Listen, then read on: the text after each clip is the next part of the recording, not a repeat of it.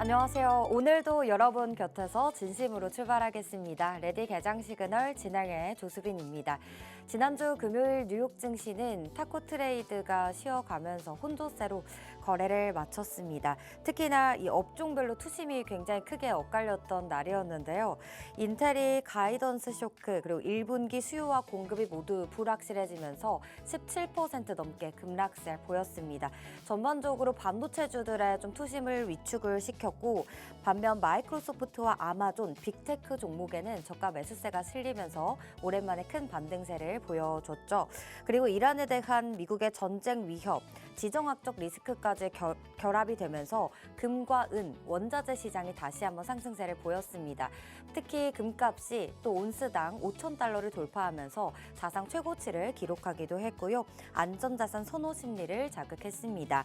엔비디아는 중국향 H200 판매 기대감이 재확산됐습니다. 어떤 내용이 있었는지 잠시 후 글로벌 헤드라인 시간에 알려드릴 예정이고요. 1.5% 상승 마감했고 또 1월 미시간 대학 기대 인플레이션이 예상치보다 소폭 하락했다라는 점을 반영을 하면서 3대 지수 혼조세로 거래를 마쳤습니다. 이번 주는 이제 빅테크들의 실적 발표가 기다리고 있습니다. 마이크로소프트, 메타, 애플, 그리고 테슬라까지 이런 실적들을 반영하면서 증시에 어떤 영향을 끼치는지 잘 살펴보셔야겠고요. 그리고 1월 FOMC 같은 경우는 여전히 관망세를 이어갈 것으로 시장에서는 바라보고 있는데 파월 연준 의장의 임기가 이제 5월 만기가 되기 때문에 차기 연준 의장이 누가 될 것인지가 또 굉장히 중요해 보입니다. 자, 일단 지난주 국내 증시는 계속해서 양지수 모두 쭉쭉 달려갔습니다. 코스피 같은 경우는 4,990선에 종가를 형성했고요. 코스닥은 993포인트에 장을 마치면서 천스닥에 다시 한번 한 발 가까이 다가섰습니다. 금요일은 대형주 쏠림 현상도 좀 완화가 됐고 그동안 강했던 현대차 그룹주들이 또 빠르게 차익 실현 매물이 출회가 되기도 했습니다. 그동안 너무 가팔았던 상승이 좀 빠르게 진행이 됐던 만큼 또 차익 실현 매물 그리고 순환매 또한 빠르게 진행이 되고 있는데요. 코스닥 안에서는 그동안 좀 소외 업종이었던 제약바이오가 좀 상승세를 보였고 2차 전지주들도 흐름 나타나면서 중소형주로 수급이 좀 확산이 됐습니다.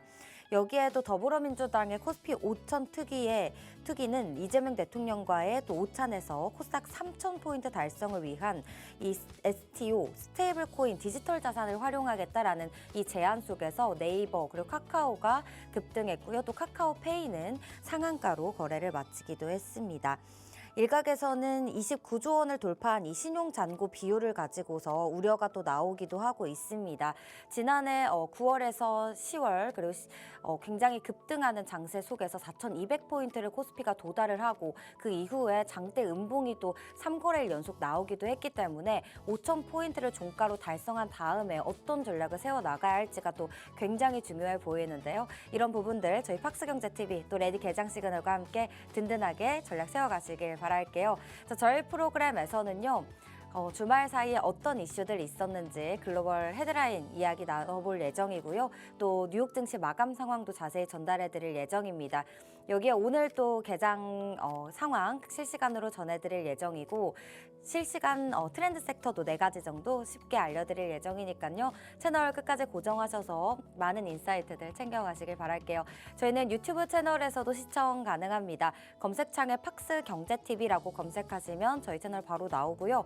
하단에 QR코드 스캔하셔도 채널 연동되어 있으니까 들어오셔서 구독과 좋아요 눌러주시고요. 또 지난 방송도 다시 보기 가능합니다. 자, 지난주 금요일 저희 국내 증시 마감 상황 자세히 복귀해 보도록 하겠습니다. 권민석 캐스터 나와주시죠. 안녕하세요. 레디 개장 시그널 캐스터 권민서입니다. 네, 1월 마지막 주가 시작됐습니다. 코스피와 코스닥은 각각 5,000피 그리고 천스닥을 바로 눈앞에 두고 지난주를 마쳤습니다. 해외 불확실성이 완화됐고요. 또 이 증시 정책 기대감이 이어지면서 강세 보인 건데요. 미국과 유럽 사이의 긴장감이 완화됐습니다. 그리고 정부가 7,000피 그리고 3,000 코스닥에 대한 목표를 밝히면서 주가를 끌어올렸습니다. 자세한 상황 보시죠. 네, 먼저 지수부터 살펴보겠습니다. 코스피는 현대차 등 대형주의 차익 매물에 밀리면서 약세 보였었는데요. 장 막판에 SK하이닉스의 반등이 이어지면서 상승 전환에 성공했습니다. 0.76% 오르면서 4,990선에 장 마쳤고요. 코스닥은 기관의 기록적인 매수세에 힘입어 이제 정말 천스닥을 바로 코앞에 두고 있습니다. 정책 기대감과 유동성 유입이 맞물리면서 중소형 성장주를 중심으로 급등세가 전개됐는데요. 2.43% 오르면서 993.93에 마감했습니다. 계속해서 수급 상황 체크해 보겠습니다. 양시장 모두에서 개인의 매도세가 굉장히 두드러졌는데요. 이 기록적인 매도세를 외국인과 기관이 동반 흡수하면서 지수를 견인했습니다. 코스닥 시장에서는 특히 이 기관 투자자들의 순매수 규모가 사상 최대치를 기록했습니다. 네, 다음으로 국내 이슈 두 가지 만나보겠습니다. 네, 첫 번째 소식은 외국인의 보유 비중이 최대치를 기록했다는 소식이었습니다. 최근 코스피 시장에서 외국인 지분율이 5년 9개월 만에 최고치로 올라섰습니다. 외국인은 지난해 하반기 반도체를 적극적으로 사들인 데 이어서 이번 달 들어서는 이른바 조방원, 조선방산 원전 업종을 순매수했는데요. 반대로 현대차, 삼성전자, SK하이닉스는 순매도 상위에 올랐습니다. 또 외국인 보유 비중이 최고치인데도 외국인 매수세 유입 가능성은 여전히 남아있다고 전망됐습니다. 두 번째 소식 보겠습니다. SK하이닉스의 HBM4 소식이었는데요. SK하이닉스가 HBM4 16단을 활용하면 이전과 비교해 AR 추론 분석을 최대 2배 이상 높일 수 있다는 분석을 내놨습니다. SK하이닉스는 금요일에도 2% 가까이 오르면서 상승 마감했는데요. 어제 성능 개선 소식이 또 전해진 겁니다. 하이닉스는 HBM4가 단순한 메모리 업그레이드 이상으로 AI 기반 비즈니스 성장을 위한 전략적 조력자라고 밝혔습니다. 네, 다음으로 업종별 흐름 살펴보겠습니다. 금요일 가장 주목받았던 섹터는 핀테크와 STO였습니다. 정부가 STO와 스테이블 코인 등 디지털 자산을 활용해 시장을 활성화하겠다고 밝혔는데요. 카카오페이가 상한가 그리고 네이버가 7% 오르는 등 관련주가 일제히 상승했습니다.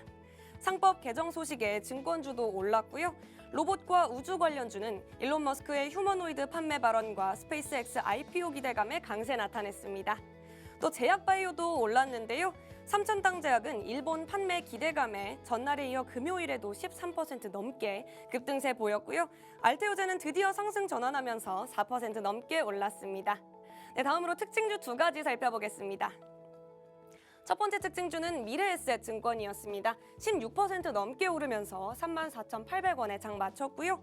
최근 코스피 5천을 앞두고 증권주도 굉장히 상승세 보이고 있죠.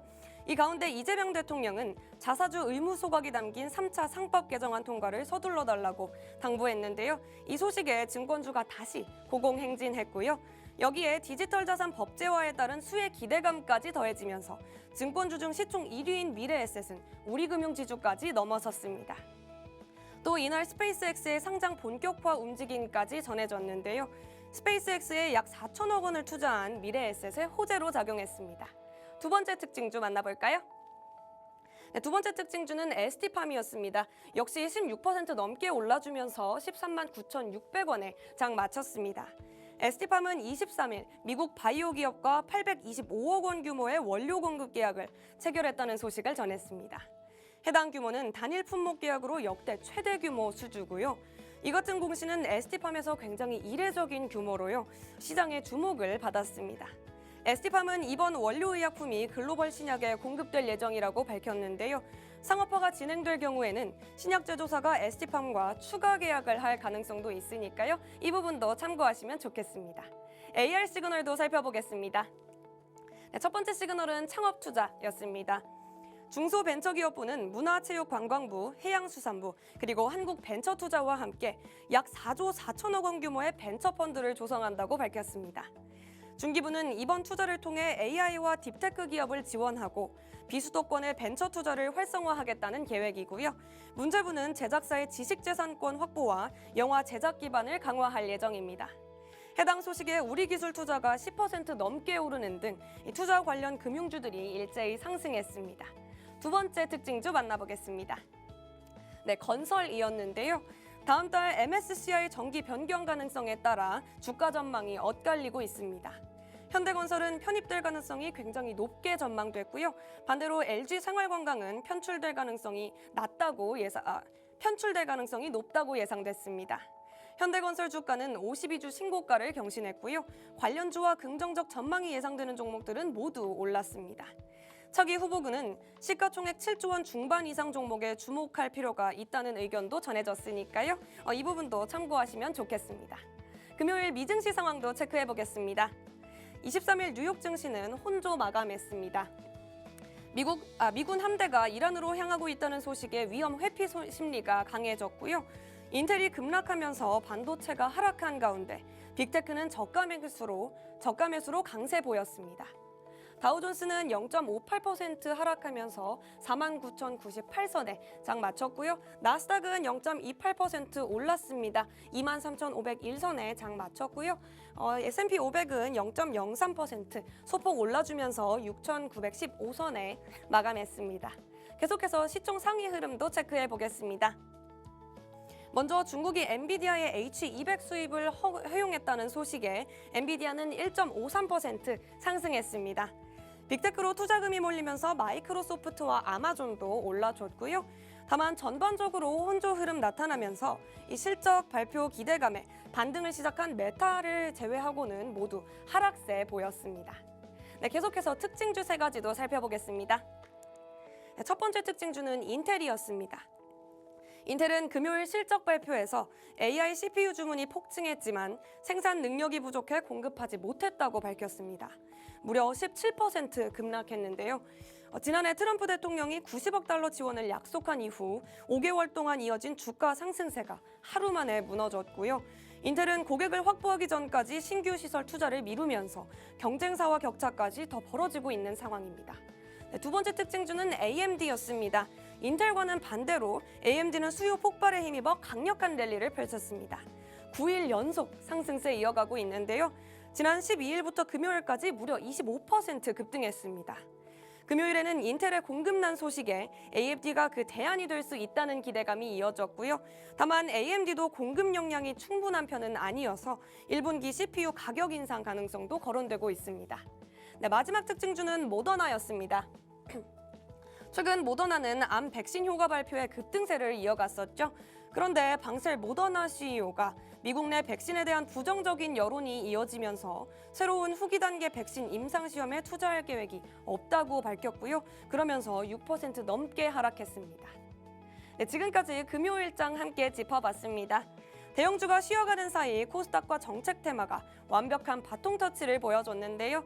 기관 수급이 유입되는 중소형 성장주에 주목하시면 좋겠습니다. 이번 주에는 미국의 올해 첫 기준금리를 결정하는 FOMC가 예정돼 있습니다. 현재까지 금리 동결 관측이 우세하고요. 또 마이크로소프트, 메타, 테슬라, 애플과 아마존까지 빅테크들도 잇따라 실적을 발표하는데요. AI 업종에 영향을 끼칠 전망입니다. 국내에서도 삼성전자, SK하이닉스, LG에너지솔루션 등 실적 발표가 이어지니까요. 계속해서 체크하시면 좋겠습니다. 이럴 때일수록 중요한 게 바로 장전 전략이겠죠. 저희 하단에 있는 QR코드 스캔하시면 계속해서 저희 소식 실시간으로 만나보실 수 있고요. 오늘도 끝까지 저희와 함께 하시면서 시그널 포착해 가시길 바라겠습니다. 저는 지금까지 워밍업 도와드린 캐스터 권민서였습니다.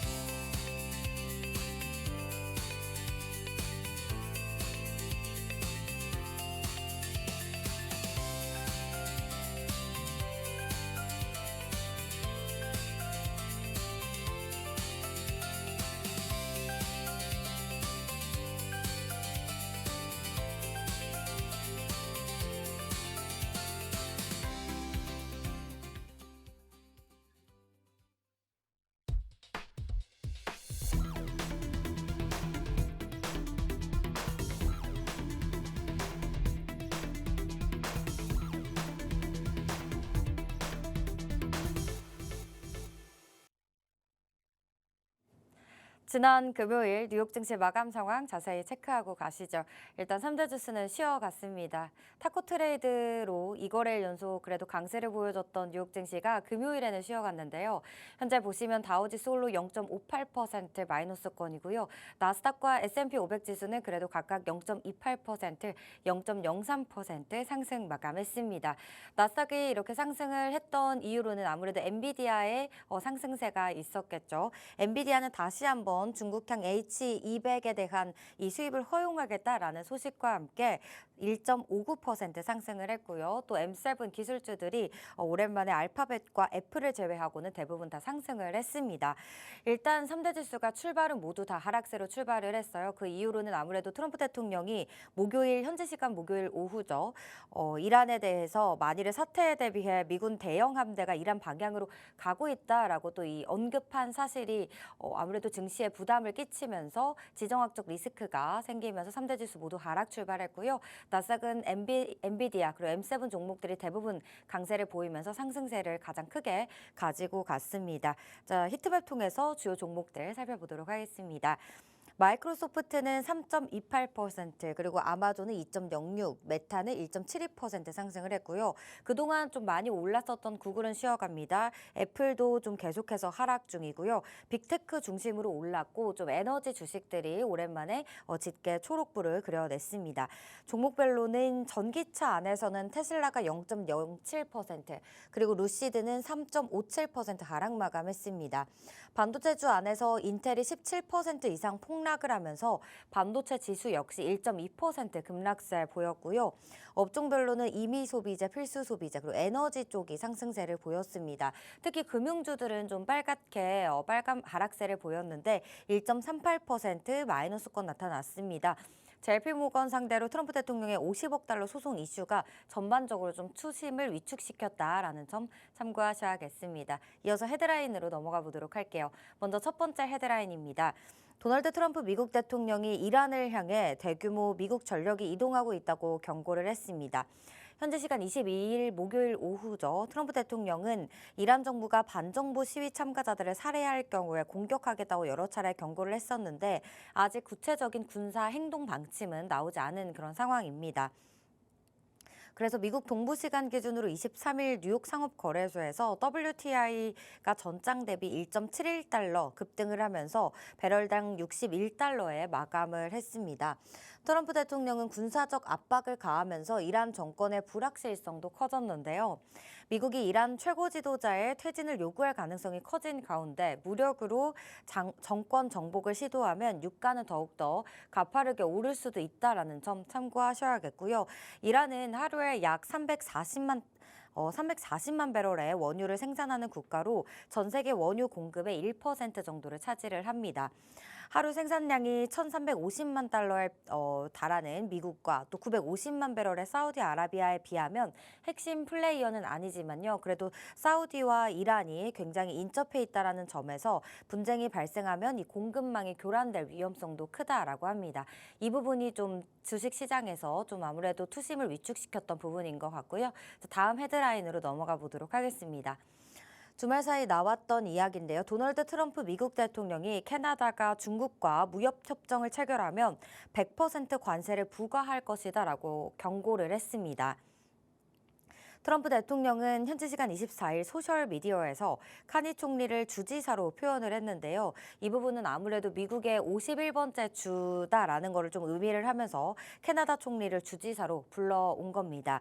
캐나다를 중국의 하역항으로 만들 수도 있다고 생각하면 크게 실수하는 거라고 비판을 하기도 했는데요. 중국은 캐나다의 기업과 사회 구조 그리고 전반적인 생활 방식 등을 포함해서 캐나다를 완전히 집어삼킨 채로 먹을 것이다라는 또 경고의 메시지도 남기기도 했습니다. 캐나다 총리로선 8년 만에 이제 중국을 방문을 한 카니 총리는 지난 16일 시진핑 중국 국가주석과 만나면서 무역 장벽 완화에 합의를 했고요. 또 오는 3월 1일부터 캐나다산 카놀라 유해에 대한 관세를 기존의 85%에서 15%로, 그리고 캐나다는 중국산 전기차에 대해서 66.1%로 부과하기로 합의를 봤습니다. 중국은 미국에 이어서 캐나다의 두 번째로 큰 교역 상대국이기 때문에 이 내용이 굉장히 중요해 보이는데요. 트럼프 대통령은 지난 16일까지만 하더라도 캐나다와 중국의 무역 협정에 대해서 지지하는 발언을 했습니다. 그런데 이런 태도를 바뀌게 된 계기로는 아무래도 다보스 포럼에서 카니 총리가 미국 비판하는 발언을 했었죠.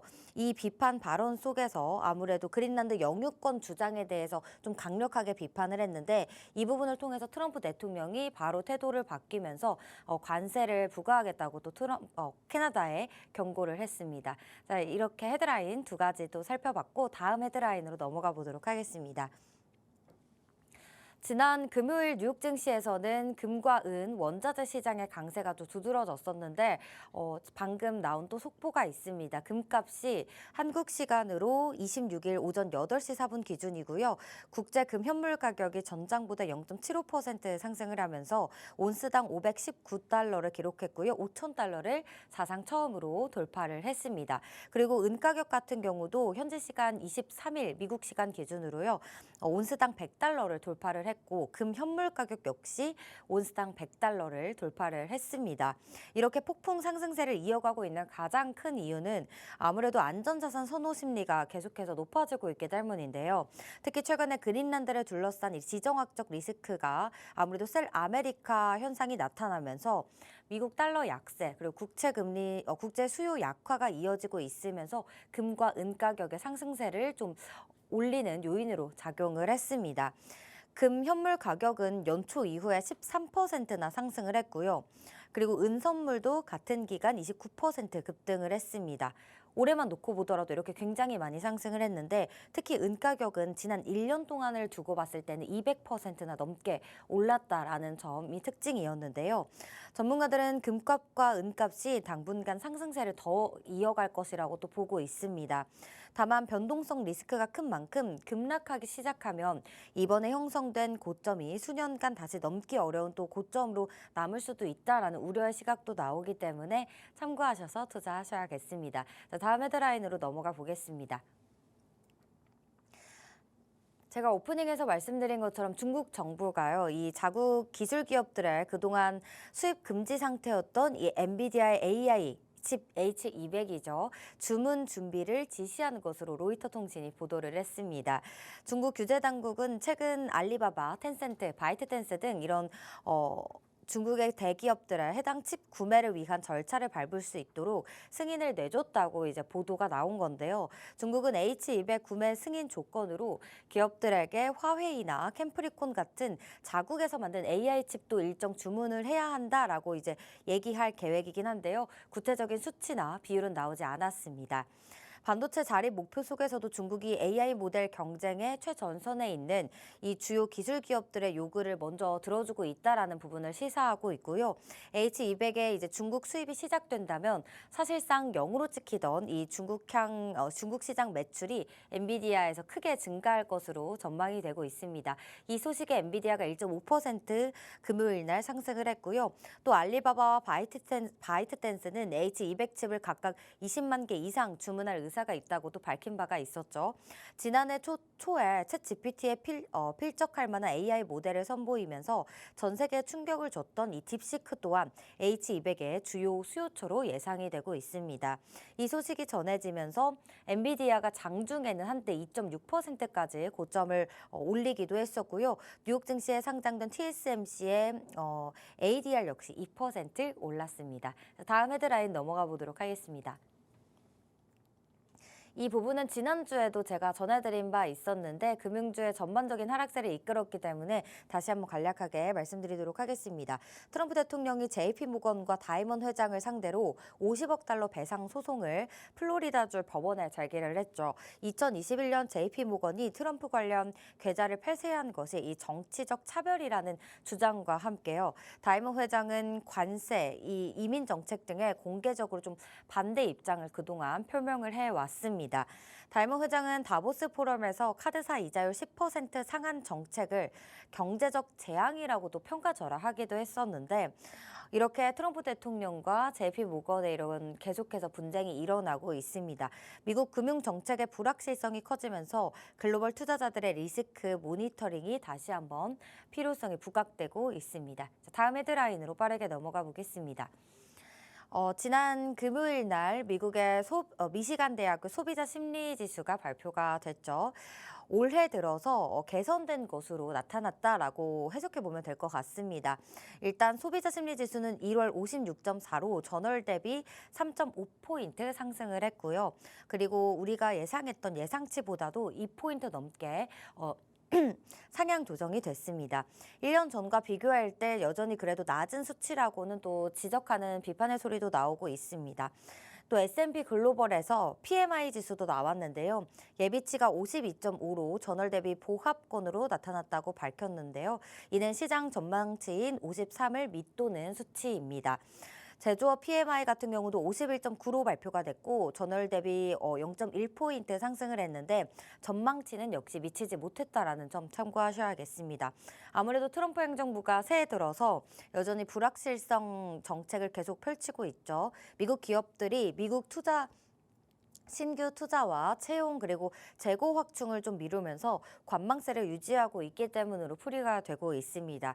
특히 트럼프 대통령의 관세로 원자재 그리고 부품 가격이 상승을 하면서 제조업 기업들의 수익성이 악화가 됐고 제조업 PMI가 전월보다 소폭 올랐지만 전망치를 크게 밑돈 것으로 분석되고 있습니다. 자, 이렇게 헤드라인 모두 만나봤습니다. 자, 국내 증시에서는 지금 삼성전자, SK하이닉스 그리고 현대차, 기아까지 주요 업종들의 4분기 실적이 아무래도 이번 주에 메인 이벤트가 되지 않을까 싶습니다. 1월 이후에 코스피가 5,000포인트를 달성하는데 정말 강하게 좀 상승 재료를 줬던 그런 종목들이기 때문인데 앞으로도 이 종목들이 전자닉스, 현대차 그룹주들이 주도주로서 계속해서 지속력을 이어갈 수 있을지 이 부분이 4분기 실적을 꼭 체크해야 하는 이유가 되겠는데요.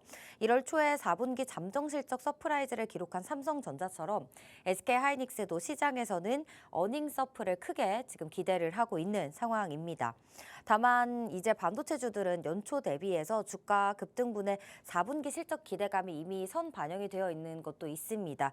그래서 이 부분도 좀 참고를 하셔야겠고 현대차와 기아 같은 경우는 연초 대비해서 각각 85% 그리고 41% 폭등을 하면서 포모 현상을 좀 만들어내기도 했었잖아요. 그렇기 때문에 지난주에 그런데 또 차익 실현 매물이 나오면서 금요일장에서는 현대차와 기아가 크게 밀리기도 했습니다. 고점 대비했을 때 7.1% 그리고 7.6% 지난주 후반만 이렇게 하락을 하면서 또 단기 고점이 아니냐라는 논란의 시각도 나오고 있습니다. 본업인 이 자동차 부문의 실적 기대감은 사실 크지 않은 상태이기 때문에 이것보다는 로보틱스 사업의 구체적인 로드맵을 우리가 좀 더 중요하게 봐야 할 것 같고 주주환원 계획도 주목해 보시면 좋을 것 같습니다. 자, 현재 양시장 개장을 20초 정도 앞두고 있습니다. 저희는 잠시 화면 만나보고 와서 개장 상황으로 돌아오도록 하겠습니다.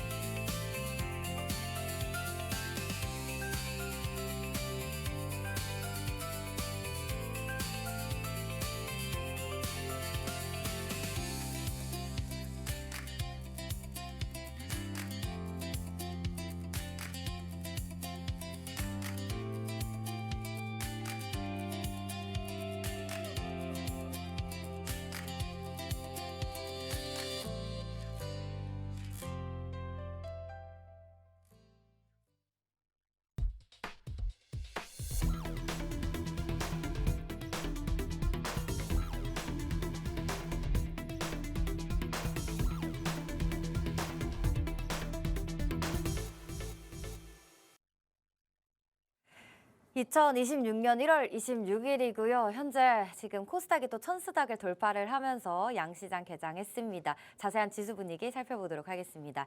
먼저 코스피 상황부터 살펴보시죠. 현재 양시장 모두 다 빨간불 짙게 그려내고 있는데 코스피 같은 경우는 전일 대비 0.26% 상승하면서 5,003선 지나가고 있습니다. 5,000피와 천스닥의 시대가 지금 왔는데요.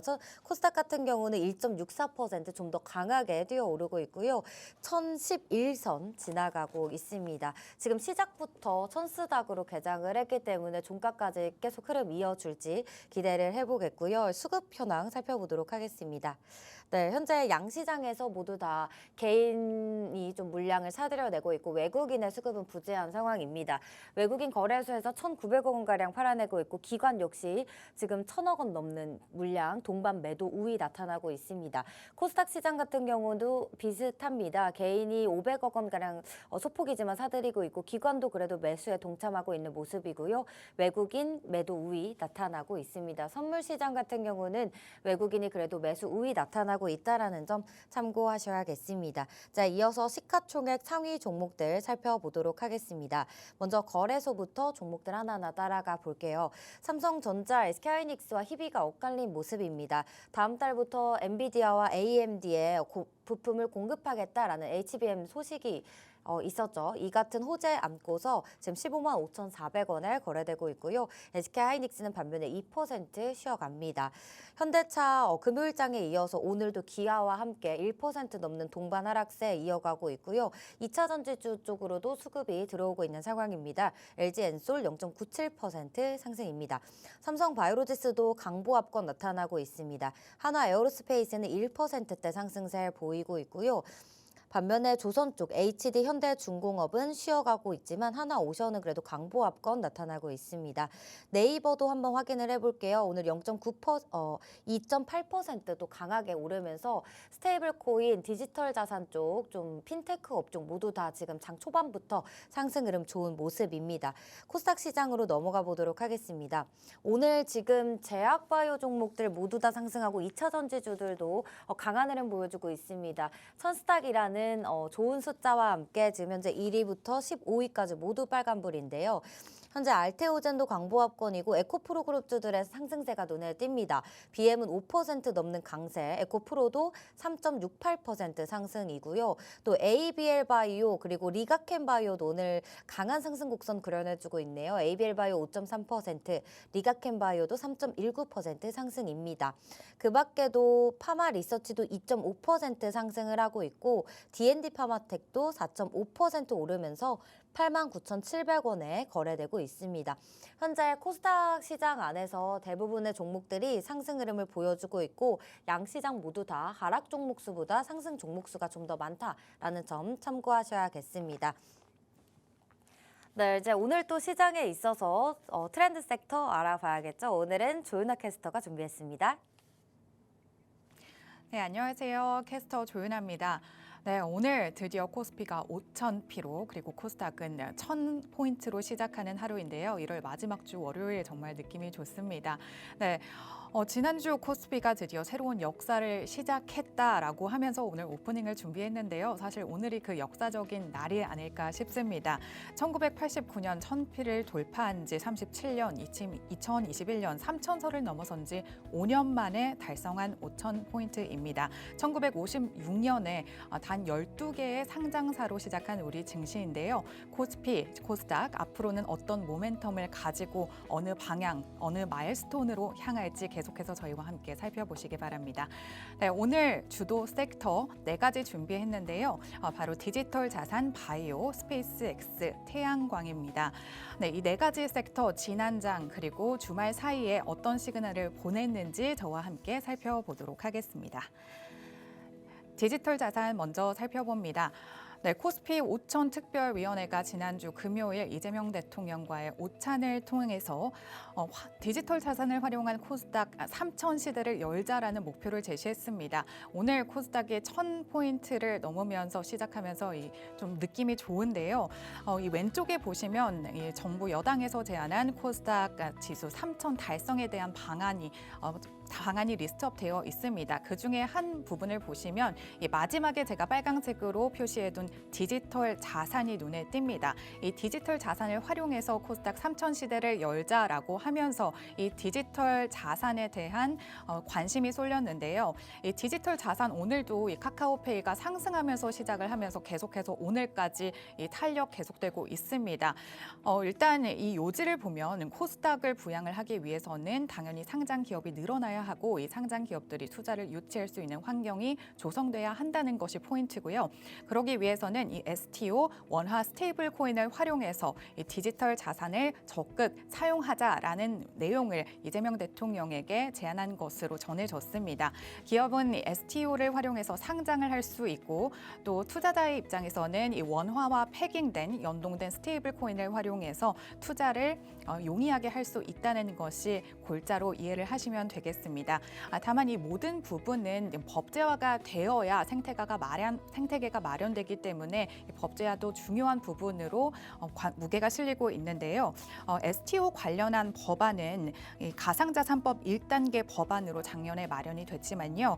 스테이블 코인 도입을 위한 2단계 법안, 디지털 자산 기본법 계속해서 계류되는 상태입니다. 여당은 디지털 자산 TF를 통해서 2월에는 디지털 자산 기본법을 발의하겠다고 내용을 발표를 했는데요. 그렇지만 이 정책 모멘텀이 따라줘야 하는 이 디지털 자산 활용 앞으로 어떻게 될지 이 정책을 보면서 살펴봐야겠습니다. 네, 다음에는 제가 이 STO와 원화 스테이블 코인에 대해서 간단하게 개념을 정리해 봤는데요. 이 토큰 증권 STO는 조각 투자를 가능하게 하는 수단이라고 생각을 하시면 됩니다. 예를 들어서 토지나 건물, 부동산 자산, 또 미술품 같은 예술품을 조각을 내어 이 지분을 가진 토큰으로 발행을 하는 것입니다. 이 토큰 증권을 활용해서 기업들은 프로젝트를 진행할 때도 이 프로젝트의 지분을 가진 토큰을 발행해서 STO 상장을 더 손쉽게 할 수 있는 것이고요. 오른쪽에 원화 스테이블 코인 내용을 보시면 이 원화 가치에 연동된 이 스테이블 말 그대로 안정된 코인을 활용을 해서 STO 상장을 한 기업에 투자를 할 수가 있고요. 또 이 스테이블 코인 같은 경우에는 이 특성상 장소와 또 시간의 제약이 없기 때문에 외국인 투자자들도 손쉽게 이 원화 스테이블 코인을 활용해서 STO 상장 기업에 투자를 할 수 있다는 것이 장점입니다. 네, 그럼 다음으로 오늘 카카오페이가 탄력을 받고 있다고 말씀을 드렸는데요. 네, 지난 장에서도 이 정책적인 기대감에 STO 스테이블 코인 결제 증권 종목이 함께 상승하는 모습 보였습니다. 이 두 나무를 품은 네이버 8% 탄력 보이면서 26만 6천 원에 마감했고요. 카카오페이 지난 장에서는 상한가 기록하면서 6만 7,800원 기록했습니다.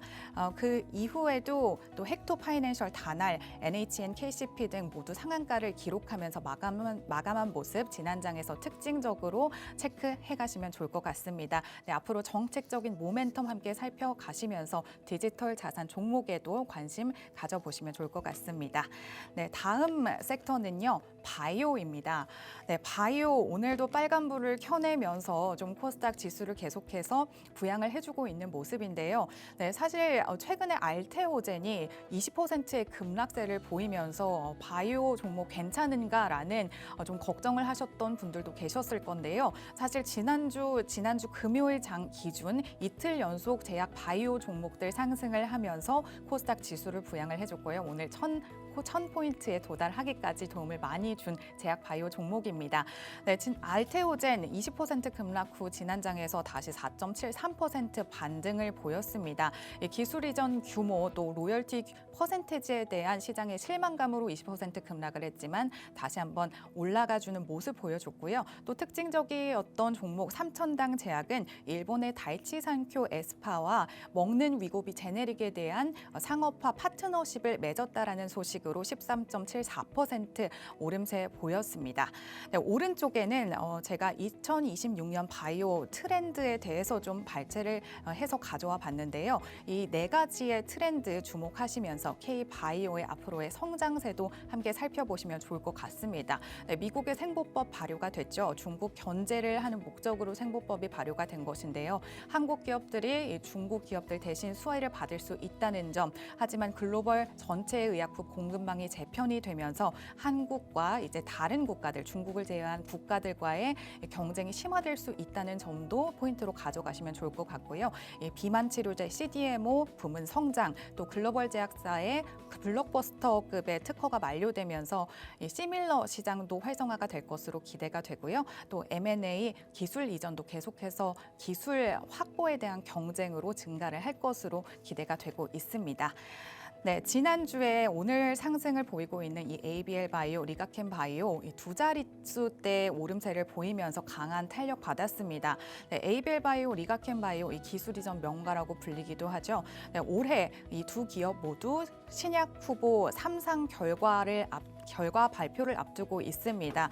네, 이 결과에 따라서 이 두 기업이 기술 이전 이후에 최초 상업화 품목을 실적으로 낼 수 있을 것으로 내다보고 있는데요. 이 3상 결과 발표에도 집중을 해보시면 좋을 것 같고요. 그 외에도 케어젠, 보로노이, ST팜도 두 자릿대 오름세 보이면서 탄력 받았습니다. 오늘 강한 흐름 보이고 있는 바이오 종목들 함께 저희와 계속해서 살펴보시죠.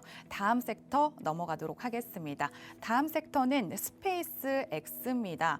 네, 스페이스 X에 대한 이 IPO 기대감 계속해서 이 우주항공 종목들 부양해주고 있었는데요. 미국 파이낸셜 타임즈가 이 스페이스 X가 최근에 이 주관사 선정을 위해서 아이비들과 회동을 가졌다라는 소식을 전했습니다. 네, 뱅크 오브 아메리카, 골드만삭스, 또 JP모간 체이스, 모건 스탠리와 회동을 가졌다는 소식이었는데요.